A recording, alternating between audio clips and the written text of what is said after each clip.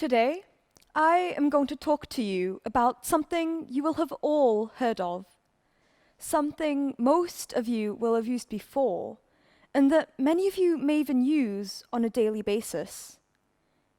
Can you guess what I'm referring to? Let me give you a hint. They usually come in packs of 100, generally are square-shaped, and, most importantly, they're known and recognized for their neon colors. If you thought of Post-it notes, congratulations, you would be right. Indeed, today I'm going to tell you the story of how Post-it notes accidentally came to be. When the Post-it was released in 1980, its inventor was so confident in its triumph, he claimed it spread, and I quote, like a virus. We all know, unfortunately, how fast and unrelenting that truly is. But rather than leave in its wake a trail of fear and of anguish, Post-it notes brightened up our world, both literally and metaphorically.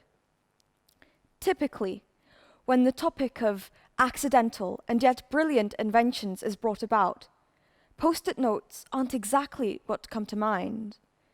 What many people don't realize, however, is that the humble Post-it note has indirectly changed the lives of many, with millions of us around the world subconsciously relying on those genius, colorful little squares for countless mundane things. Now, here's a question for you. How many Post-its do you think are sold each year? Would you say it's 1 million? Or 100 million, maybe? Or what about 10 billion? All of these guesses are wrong. In fact, there are 50 billion Post-it notes sold and produced annually. And to help you visualize that, if you were given a Post-it note every single second of your existence, from the moment you were born, it would only take you 1,585 years to get to 50 billion. But what if I were to tell you this all came about due to a simple mistake, or a failed experiment, if you will, although I doubt that failed is the right word to use here. Our story begins in 1968 with Dr. Spencer Silver, who has a name reminiscent of that of a James Bond villain. Dr. Silver, who was not, in fact, a villain from James Bond, but rather a simple chemist employed by the company 3M, was in the process of inventing a strong adhesive. Ironically, however, Silver's super strong substance was not effective at all, but instead rather low-tack, and it could easily be stuck to and removed from surfaces numerous times without damage. Remind you of anything? At the time, this was considered a mistake and a failure, and it was left to be forgotten, which it was, for the entirety of 6 years. A co-worker of Silver's, Arthur Fry, a devout Christian who dedicated much of his time to his church and its choir, was the one to be struck with the idea of the universally appreciated Post-it note. Nothing in this world would anger Fry more than the paper bookmarks in his hymn book, which would constantly fall out and have to be replaced offensively frequently. It was his irritation that provoked his idea, and, having remembered Silver's failed experiment, he knew just what needed to be done to bring his vision of the Post-it note to life.